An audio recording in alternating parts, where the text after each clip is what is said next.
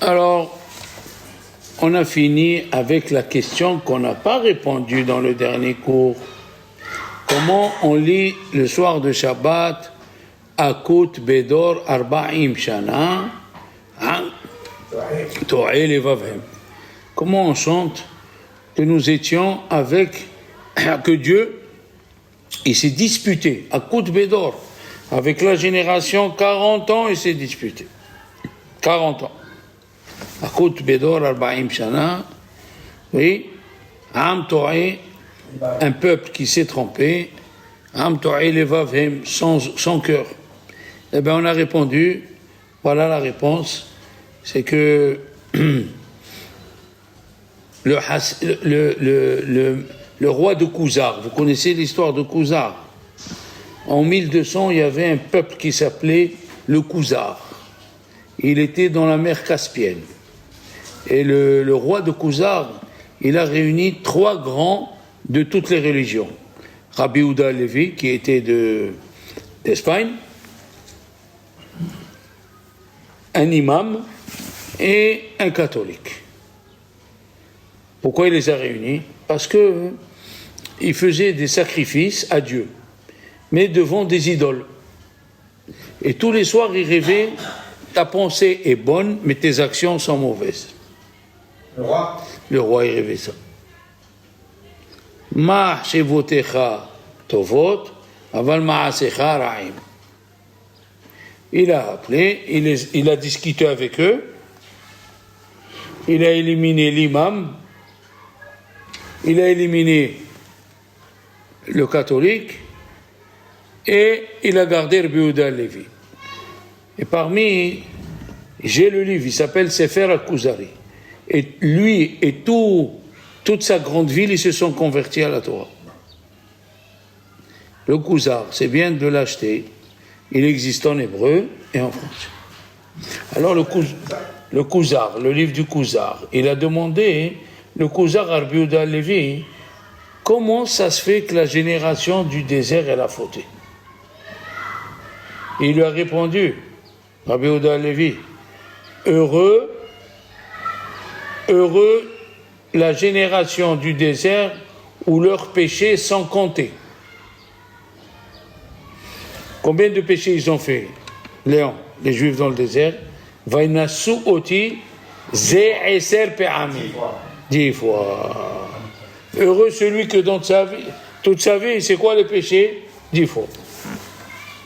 Alors, un peuple qui a fait que 10 péchés, un peuple qui voulait rester avec mon cher Rabbeinu, un peuple qui fait tout pour rester avec son Rav, les Shem Shamayim, mais bon,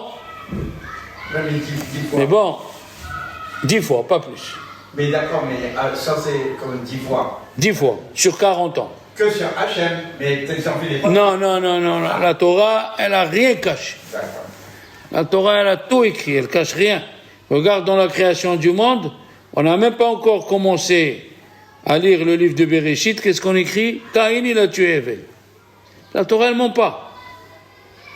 Si la Torah te dit ils ont fait que 10 fautes, ils ont fait que 10 fautes dans leur vie.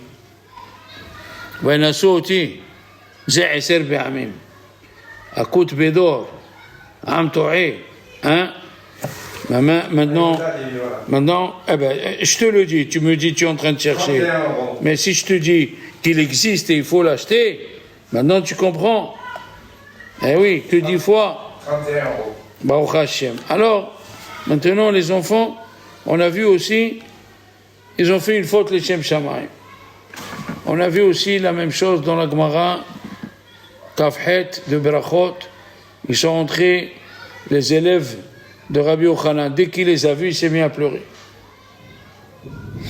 Et la question, elle est, la Gemara dans Souka, Café, elle écrit la Chokhma de Rabbi Yochanan. Si tout le ciel pouvait devenir des morceaux de cuir, et toute la mer de l'encre, et les palmiers des écritures, palmiers, des plumes, pour écrire, ça ne suffirait pas à écrire la Chokhmah de Rabbi Yochanan Ben Zakkai. Et quand il a vu les élèves, il a pleuré. Il a dit, je ne sais pas dans quel chemin on va m'amener, est-ce que je vais aller à Olam Haba, Gehinam? Hein? Il ne savait pas. Un monsieur qui connaît toute la Torah, il ne sait pas. Et la réponse, c'est quoi, hein? La réponse, elle est deux réponses. Un, est-ce qu'il a fini son but? Chacun a un but. Et selon les forces qu'on te donne, il faut savoir pourquoi on t'a donné ces forces-là. Un monsieur qu'on l'entraîne, hein? Un monsieur qu'on l'entraîne, il arrive à lever 400 kilos à l'artérophile. Et quand on vient au concours international, il dit je peux lever 20 kilos. Mais on t'a formé pour 400 kilos. Il n'a pas raté sa mission. Il a raté sa mission. Première chose, pourquoi Rabbi Yochanan, il pleure? Est-ce qu'il a raté sa mission ou non? Il a pleuré quand il a vu les élèves. Parce que si tu rates ta mission, ça veut dire tout ce qu'on a espéré de toi, il n'est rien sorti. Comme Rabbi Yehuda Nassi dans la Gemara de Avodah Zarah, là-bas, quand il a entendu que Rabbi Elazar ben Dordaya, il est mort, il s'est mis à pleurer. Et les gens, ils ont dit, pourquoi il pleure? Il est jaloux que Rabbi Elazar ben Dordaya, il est rentré en Olam Haba. Non. Il a pleuré. Lui, il a fait son devoir. Il est mort, B'teshuvah. Mais moi, est-ce que j'ai fait mon devoir? Comme ça. Rabbi Yehuda Nassi, et nous avons parlé de Rabbi Yehuda Halevi, et nous avons parlé de Rabbi Yochanan ben Zakkai. La même chose. Et Rabbi Yochanan ben Zakkai, la deuxième explication, c'est que peut-être il a cru faire les Shem Shamaim. Et peut-être l'explication qu'il a donnée à ses élèves, c'est pas ça. On ne sait pas. C'est ça qu'il faut avoir peur. Est-ce que tu étais dans le vrai chemin ou pas? D'accord? La question maintenant, on va passer au Mekoshesh. Mekoshesh, c'est celui qu'on a attrapé dans le désert. Alors, le Hiskoun, il dit, Mekoshesh, Rasha'aya. Drab. Il a fini avec lui. Qu'est-ce que c'est le Mekoshesh? La Gemara elle dit où il ramassait du bois, hein? Il ramassait du bois. Ou il a fait Arba'amot Birshut Arabim. La Gemara elle dit où il a fait Otsa'a, où il ramassait du bois, où il a coupé du bois. 3. Et la question était, le Hiskoun, il a dit, Rasha'aya.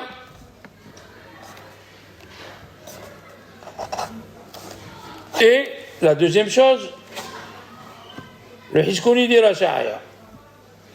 Le Targum, Yonatan ben Oziel, il dit, il était de la famille de Yosef Hatzadik. Voilà ce qu'il dit. La Gemara, elle va un peu plus.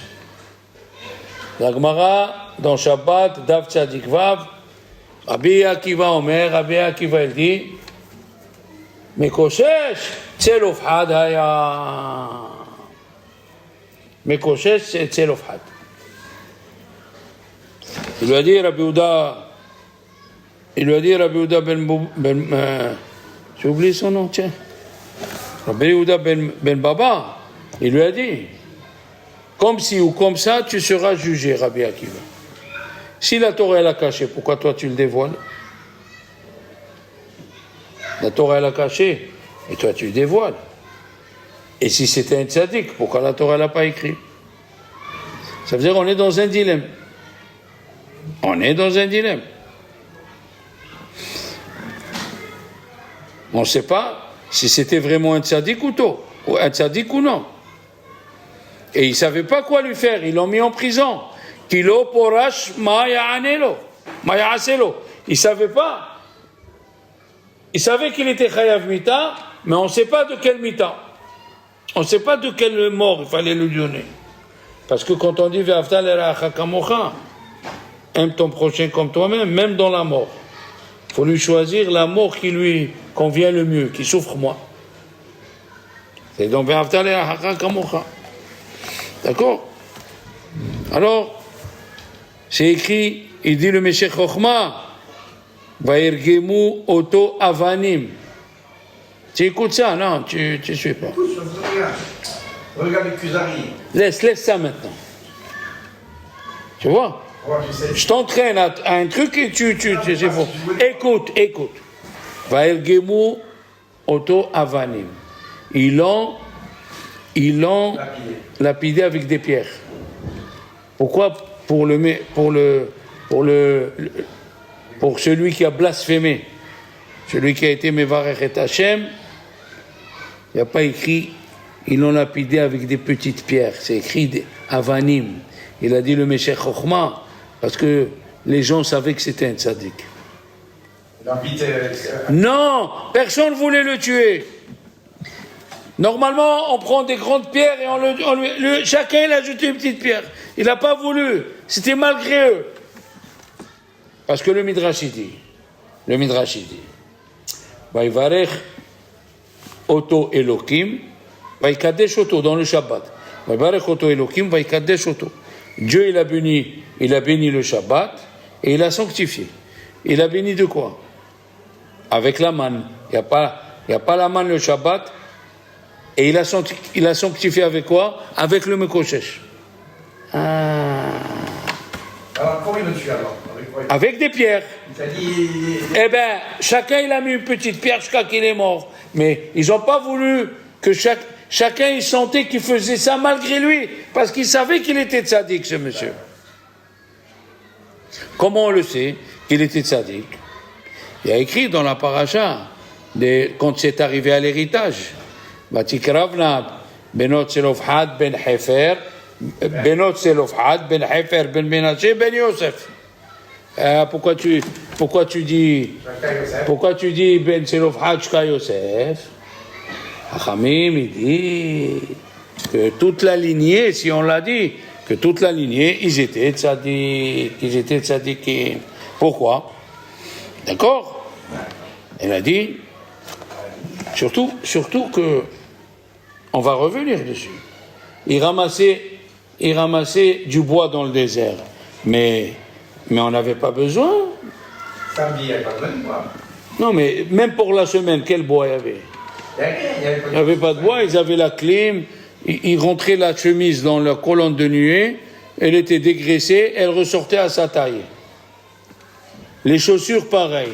Les habits, pareil. Alors, ils ramassaient pour faire quoi?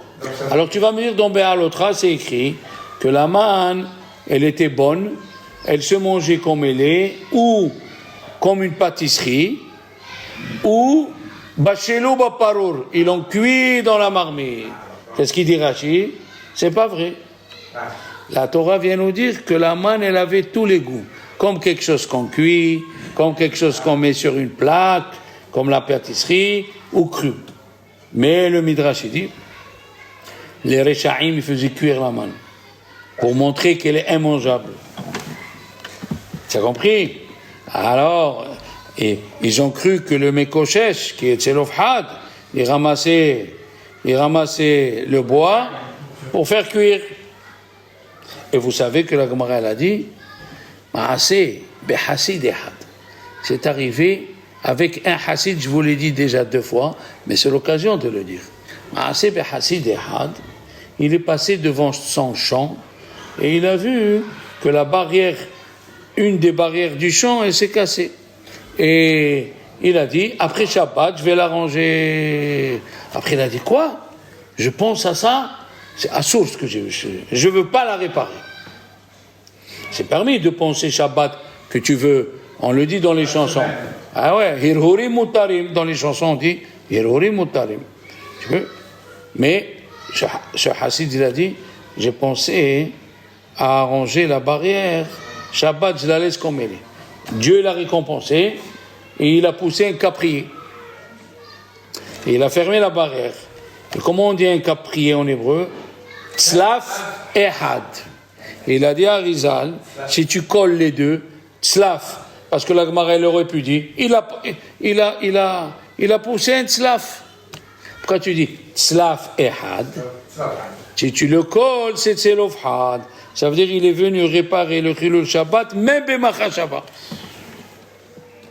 Maintenant, qu'est-ce qu'il dit le Midrash? Le Midrash, ils disent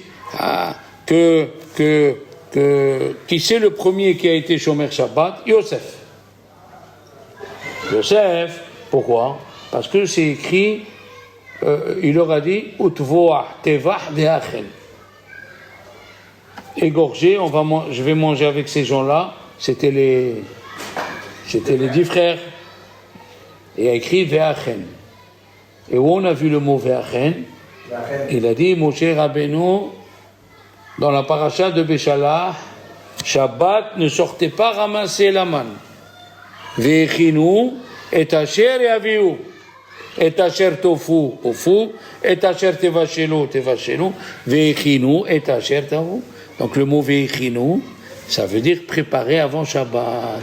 Donc Yosef, quand il leur a dit utvoach tevach ve'achen, c'était avant Shabbat. Maintenant, la question, qui nous dit qu'il craignait Dieu? À ce point-là, Yosef, qu'il a fait le Shabbat avant. Parce que le chef de la tribu, de la famille de Yosef, comment il s'appelle Elishama ben Amioud. C'est quoi Elishama? Il dit le Midrash, Elishama. À moi, il m'a écouté. Yosef Hatzadik. À moi, il m'a écouté. Elishama, il m'a écouté à moi. Alors, je vais, si une épreuve comme Mismon de Matam Potiphar, il a pu résister, alors quand on s'est écrit Tuvah Teva Ve'achen, c'est qu'il était Shomer Shabbat. Il lui a dit, puisque tu as été Shomer Shabbat avant tout le monde, je donnerai à ta descendance de sacrifier le jour de Shabbat. Qui a sacrifié dans les 12 tribus le jour de Shabbat? Le fils de Ephraïm. Ephraïm, il a sacrifié le jour du Shabbat. Alors maintenant, qu'est-ce qu'on voit? Et quand est-ce, maintenant, si on veut coller, Yosef Hatzadik, on veut le coller à ces deux événements, quand est-ce qu'il a été éprouvé, Yosef, avec Madame Potiphar? Il dit, le Yalkut Shimoni, Beyom Shabbat. Donc s'il a écouté Dieu pour pas aller avec la Goya, alors c'est sûr qu'il était Shomer Shabbat. Parce que, qu'est-ce qu'on dit dans les chansons? Qu'est-ce qu'on dit? Qui est Shmera Shabbat? Quel Ishmereni? Si je suis Shomer Shabbat, Dieu me garde. D'accord? On continue. Alors? Ça ne répond pas à la question pourquoi ils allaient ramasser du bois. Alors, comme il est de la famille, une minute, il est de la famille de Yosef, donc toute la famille de Yosef, ils aimaient le Shabbat. Ok. Maintenant, ce monsieur Tzelofhad, ce tzaddik, il a vu que les Juifs, ils ont vu qu'ils ne vont pas rentrer en Eretz Israël. Ils se sont dit dans leur tête, il n'y a plus de loi, parce que c'est écrit Kitavo et la Haaretz. Quand vous viendrez en Eretz Israël, on ne va plus rentrer en Israël, Dieu nous a punis de rester dans le désert 40 ans, on n'a pas besoin. Qu'est-ce qu'il a fait? Il a pris, il est parti, il a été Mehalel Shabbat. Ok?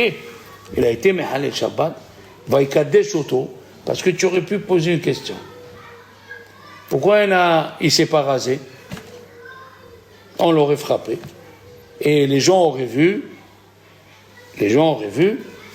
que celui qui transgresse, on le frappe. D'accord? Pourquoi il a choisi le Shabbat? On va voir. Pourquoi il a choisi le Shabbat? Le Tosafot, dans Baba Batra, la page 112, ils disent Tzelofhad, Leshem Shamaim Mitkaven. Tzelofhad, il a pensé, Leshem Shamaim. Et alors, le Maharsha, il pose la question. Rabbi Shimon l'idée, c'est pour la question. Si il a eu la kavana l'Eshem Shamaim, ça s'appelle Melacha She'ena Tzricha Legoufa. Shabbat, quand est-ce que tu es hayav? Si tu fais le travail pour le travail. Mais si tu fais le travail et tu n'as pas besoin. Elle dit la Gemara, Ha'hofer Gouma ve'eno tzarich le'afara. Il fait un trou, mais il n'a pas besoin du sable qu'il a sorti du trou. Pas tour. Ça s'appelle Mekalkel, Melacha She'ena Tzricha. Il a dit, Rabbi Haim Palaji, il a dit, si quelqu'un il allume une bougie à midi, Shabbat dans le soleil, il n'est pas tour, Minatora. Pourquoi? Sharga betiara maïmahne. Qu'est-ce que tu fais quand le soleil est au zénith avec tu allumes une bougie? Elle sert à quoi? Il faut que ça soit Melacha Tzricha Legoufa. Il faut que ça soit un travail dont tu as besoin. Mais si tu n'as pas besoin, Patour Minatora, Asur Midrabanan. Alors pourquoi ils l'ont tué? Il dit le Maharsha. Il a dit, parce que le Maharsha, il a dit, les gens, ils ne savaient pas qu'est-ce qu'il avait dans la pensée. On ne peut pas juger avec ce qu'un homme il a dans la pensée. Les témoins, ils ont vu, ils l'ont averti. Les juges, est-ce que tout le monde il est un prophète pour deviner qu'est-ce que quelqu'un il a dans la tête? Ah, alors si on n'est pas prophète, on fait la halakha. Combien de temps, vous savez, qu'il y a une discussion, combien de temps il est resté en prison? Il y a une première question. Rabbi Tzhak Zilbersen, il parle de ça. Est-ce qu'on peut mettre en prison quelqu'un Shabbat? Est-ce qu'on peut appeler la police Shabbat en Israël pour un voleur? Est-ce qu'il existe la prison dans la Torah? Vous voyez, toutes ces questions-là. D'après le Maharal de Prague, le Mekoshesh, il est resté 1 an en prison. Comme ça dit le Maharal de Prague. Pourquoi? C'est écrit qu'ils l'ont mis en prison. C'était le premier.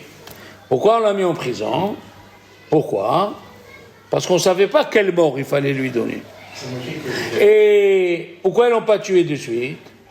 Parce qu'il dit le Maharal de Prague.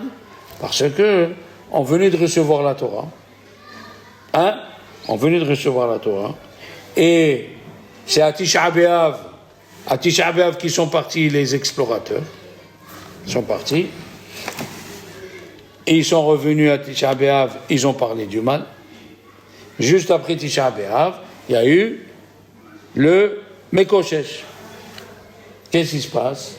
Il a dit le Maharal de Prague, comme c'était, on a parlé de ça, que Matan Torah c'était un mariage. Comme c'était un mariage, qu'est-ce qui était écrit dans la Torah? Que le Hatan, il doit rendre sa femme contente pendant 1 an. Alors mon cher Rabbeinu, il ne voulait pas le tuer pendant l'année où on a reçu la Torah. Mais il y a une question sur ça. Alors, pourquoi Moshe Rabbeinu et les Lévi'im, ils ont tué 3000 quand ils ont fait le 17 Tammuz, il est descendu du ciel et il a vu qu'ils ont fait la faute du veau d'or. Il a dit aux Béné Lévi, venez avec moi. Ils ont tué 3000. Il a dit ça, c'était pas les Juifs, c'était Erev Rav. Ils ont tué des Goïms. Ils ont tué des Goïms, ils n'ont pas tué des Juifs. Même Jour Shabbat, tu as le droit de tuer les Goïms? Qui? Jour Shabbat, tu as le droit de tuer les Goïms. Mais c'était pas Shabbat qu'ils ont fait le veau d'or. Attends, on a parlé du veau d'or. La question contre le Maharal de Prague. Comment le Maharal de Prague il dit? Ils n'ont pas tué parce que c'était la première année de mariage. Mais voilà, le veau d'or, c'était le 17 Tammuz. Et ils ont tué. Comment ils ont tué? C'était l'année de mariage. Alors la réponse elle est, Hachamim ils disent, ils ont tué le Erev Rav, les Égyptiens qui sont montés. Ils n'ont pas tué des Juifs.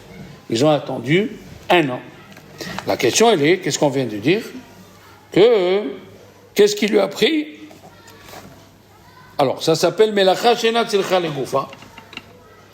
Dans le livre Helkat Yaakov, de Rabbi Yaakov Bresh, qui était grand rabbin à Zurich pendant la Seconde Guerre mondiale. Il a posé une question. C'est écrit dans la Torah, Ish imo ve'aviv tirao, un homme, son père et sa mère vous craindrez, ve'et shabbatotai tishmuru, et observez mes shabbats. Pourquoi on les a collés les deux? On les a juxtaposés. Que si ton père il te dit profane Shabbat, tu l'écoutes pas. Alors la question elle est, et s'il te dit de profaner Shabbat, il te dit va me couper du bois, est-ce que le bois, tu l'as besoin pour toi ou pour ton père? Pour ton père. Et pourquoi tu ne l'écouterais pas? Ça s'appelle Melachat She'ena Tzricha Legoufa. Tu dois être patour. Qu'est-ce que c'est le Melachat She'ena Tzricha Legoufa? Quand tu fais un travail que toi, tu n'as pas besoin. Là, tu coupes du bois, pas pour toi. Bonne question. Bonne question. La preuve, la Gemara, elle a dit dans Yebamot, un juif, il a dit un goy, il a dit un juif Shabbat, coupe-moi de l'herbe.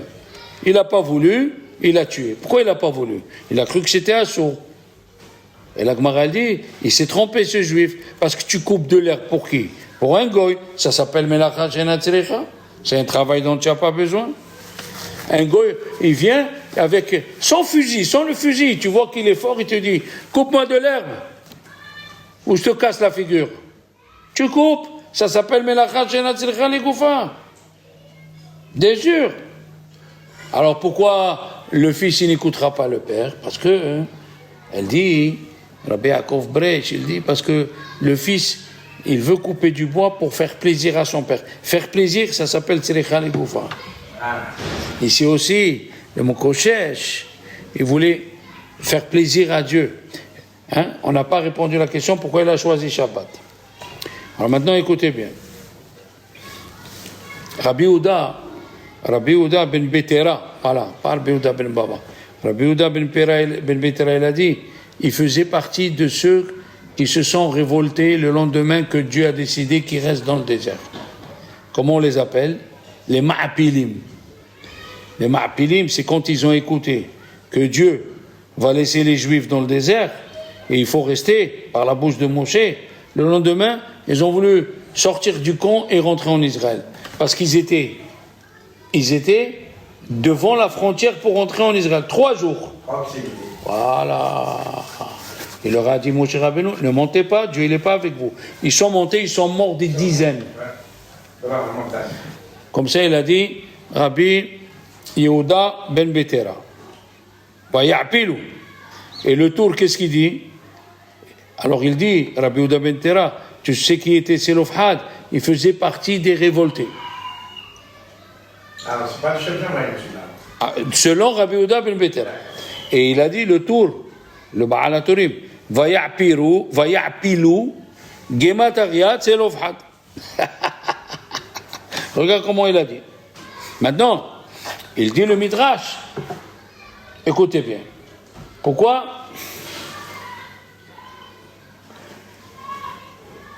la Gemara elle dit que quand on a reçu la Torah la première fois, il nous a mis la montagne, Moda'a Rabba le Deoraita. Qu'est-ce que c'est Moda'a Rabba le Deoraita? On aura une excuse envers Dieu. Quelle est l'excuse? Tu m'as forcé à faire. Tu m'as forcé. Hazakoba.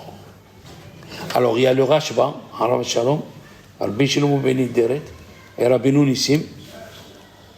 Ils disent, il y a un pasuk dans Tehilim, c'est écrit, Natal lahem artzot goyim ba'avur ishmeru misvotav et torotav. C'est vrai, tant que tu rentres pas en Eretz Israël. Mais si tu es rentré en Israël, Dieu il donne Eretz Israël qu'à ceux qui observent les misvot. Donc il n'y a plus mot d'Arabba les Deoraita. Dire j'ai reçu la Torah malgré moi, avant de rentrer en Israël, tu pouvais le dire. Mais rentrer en Eretz Israël, tu ne peux plus le dire. Mais ils disent les Mefarshim, pourquoi il s'est détruit le temple, le premier temple, Avodah Zara, Gilo Arayot, Shefirut Damim.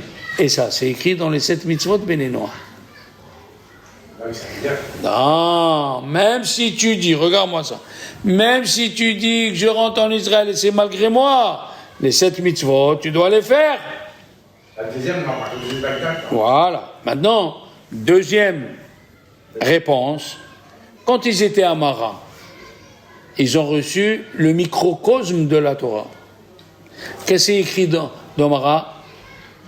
Sam Hokum Mishpat, Sam Hokum Mishpat, Vesham Isal. La Torah elle a dit Hokum Mishpat, c'est quoi? Il dit Rashi, ils ont reçu 4 choses.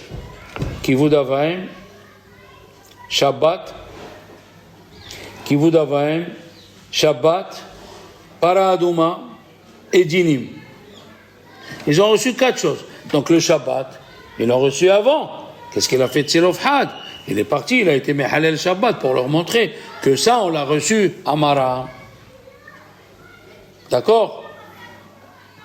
Parce que toute la Torah, c'est quoi? Toute la Torah, elle est divisée entre le Hukim, oui, Hukim, on ne comprend pas, Hukim, Edouyot, les témoignages envers Dieu, qu'il a créé le monde, tout ça, et Mishpatim. C'est quoi Mishpatim? Les lois, on comprend. Alors il leur a donné, à Mara, il nous a donné Kivud Avaim, des choses qu'on comprend. Ok? Regardez comment Rashi explique la Haggadah. Il dit, le Hacham, qu'est-ce qu'il dit? Ma'idut, la Hukim, la Mishpatim, Hachet Tziva Hashem Elokim Etchem. Alors, qu'est-ce qu'on lui dit? Ta'anelo, réponds-lui, El Maftirin Ahare Pesach, Afikomen.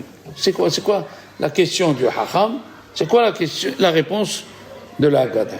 Dit le Hacham, il pose une question fantastique. Il dit tout ce que Dieu nous a fait en Égypte, oui, à Saramakot et tout ça, c'est pour arriver à manger Korban Pesach. Oui ou non? On fait Korban Pesach. La question, elle dit, je ne comprends pas. Si c'est pour manger Korban Pesach, pourquoi on le mange à la fin, Korban Pesach? Pourquoi tu nous dis qu'il faut manger Korban Hagiga? D'abord, il faut manger un Korban pour la fête, et après on mange le Korban Pesach. Pourquoi on ne dévance pas le Korban Pesach avant toute chose? C'est pour ça qu'on est sorti d'Égypte, pour le Pesach. Voilà la question du Hacham. Qu'est-ce qu'on lui répond? Non, nous on cherche la fin. Pesach c'est la Emouna. On veut que tu restes avec la Emouna à la fin. Mange Korban Hagiga, après Korban Pesach, pour qu'il reste la Emouna à la fin. T'as compris? Donc maintenant, le Yalkout, il demande, le Yalkout Shimoni, il dit, et il y a un Midrash qui dit le contraire, mais c'est pareil. Dieu, il a dit à Moshe, pourquoi il a fauté celui-là? Il a dit, il a fauté parce qu'il n'avait pas les téphilines sur lui. Tu écoutes, il n'avait pas les téphilines. S'il avait les téphilines, non. Exactement. Qu'est-ce qu'il a dit Dieu? Shabbat. Shabbat, il n'y a pas de téphilines. C'est pour ça qu'il a fauté. Alors qu'est-ce qu'il a dit Dieu? On va créer une mitzvah grâce à lui. Grâce à Tzelofhad, on a mitzvah tzitzit. Tzitzit, elle est comme le Shabbat. Pourquoi? Quand tu prends tzitzit, tzadik, ça fait 100, 200. Avec Tav, 400, 600. Il y a 600. Il y a 8 fils et 5 comme le Shabbat, Kol HaShomer Shabbat, Ki'ilu Shomer Kol HaTorah Kola. Donc le tzitzit, maintenant il dit le grand de Vilna. Dans les schémas, les trois parachiotes, dans les trois parachiotes, qu'est-ce qu'il y a écrit? Les 10 commandements en allusion. Hein? En filigrane. Kol HaKavod. Il a dit, quand on dit les ma'an tizkiru, afin que vous vous rappelez, c'est là-bas Shabbat. Les ma'an tizkiru, comment il a fauté de Tzelofhad? Parce qu'il ne s'est pas rappelé que c'est Shabbat. Comme ça, il lui a dit Moshe. Il a dit, donne-lui le tzitzit. Le tzitzit, les ma'an tizkiru, c'est pour venir nous rappeler le Shabbat. Rachid explique que tout le tzitzit, c'est pour nous rappeler la sortie d'Égypte. Par exemple, Techelet, qu'est-ce que c'est Techelet? C'est pour nous dire que Dieu, il a effacé tous les premiers-nés. Ou qu'il il a effacé tous les premiers-nés. Tu as compris? Techelet. Écrit. Pourquoi c'est écrit la sortie d'Égypte dans le tzitzit? À quoi ça sert? Il a dit, comme dans l'Égypte, c'est moi qui a fait attention entre celui qui est Bechor et celui qui n'est pas Bechor. Moi aussi, je vais punir celui qui met du bleu qui n'est pas du Techelet, le vrai bleu, je le punirai. D'accord? Pourquoi on a mis, chez Shabbat, il dit au nom de Rabbi Moshe Darshan, chez Kula, Keneged Kol mitzvot, Kemo Shabbat. Il a dit la même chose. Al-Kanfé Bigdem, qu'est-ce que tu me dis sur les coins des vêtements? Pourquoi tu dis Kanfé? Pourquoi tu dis pas Hakeren? Il a dit, parce que moi je vous ai pris, je vous ai amené, va essa etchem al kanfé necharim. Tu vois? D'accord? Et pourquoi arba kenafot? Pourquoi 4 coins, pas 3? Keneged arba alishonot shel geoula. Tu as vu ce qu'il a fait Rashi? Il a pris toute la mitzvah de tzitzit par rapport à veotzeti, veitzalti, vegalti, velakahti. Voilà, Pétil Techelet, Shikul Bechorot. D'accord? Shmona Hotim, Keneged, Shmona Yamim, Sheshao Israël Bemitzraim. Voilà. Il a collé le tzitzit à la sortie d'Égypte. D'accord? Maintenant écoutez bien comme c'est joli. Combien c'est la Gemataria de Mekoshesh, doucement. Même, Kouf, après 2 fois Shin, Shin et Shin, 300, hein? 600. 140, ça fait 740. Hein? 740. 740. Hazak maintenant, Mekoshesh. Et le Vav, non? Quoi? Le Vav. Non, tu peux le lire comme ça, il est écrit comme ça, Mekoshesh. Maintenant, prends le mot Shabbat. 602. 700. 702. Avec la Medhet. 702, 38, ça fait 740. Ça veut dire que ce Mekoshesh-là, il dit le Chida. Ne crois pas que c'est un rachat. Il a transgressé qu'une seule mélacha. C'était de ramasser le bois. C'est pas un rachat, c'est l'ofhad. Il a ramassé le bois, c'était un tzaddik. Et depuis, il a dit le Meshech Chochma, Rabbi Meir Simcha HaKohen Midivinsk, en 1890, il a dit, depuis qu'il est mort, le Mekoshesh, jusqu'à Arbot Moav, jusqu'à la frontière avec Moav, aucun n'a profané de Shabbat. Ils ont toujours cette image avec eux. Ils avaient avec eux l'image du Mekoshesh, Mamash. C'est le Hatam Sofer qui dit, Vatikravna, Benot Selofhad, Ben Hefer, eh oui, Ben Makir, Ben Menaché. Tu amènes tout ça? Pourquoi tu amènes tout ça? Ça veut dire qu'ils étaient tzadikim, le Mekoshesh. Donc ça conforte l'idée de Rabbi Akiva. Exemple, ça a donné raison à Rabbi Akiva. C'est pour cela que le tzitzit que Dieu nous a donné, vous savez ce qu'il dit le Chizkouni? Le Chizkouni dit, celui qui ne met pas le tzitzit Shabbat, qu'il a hilel Shabbat. Pourquoi? Parce que Dieu il a donné le Shabbat, il a donné le tzitzit pour se rappeler que c'est Shabbat. Voilà mes amis, Shabbat Shalom, et bonne santé à tout le monde.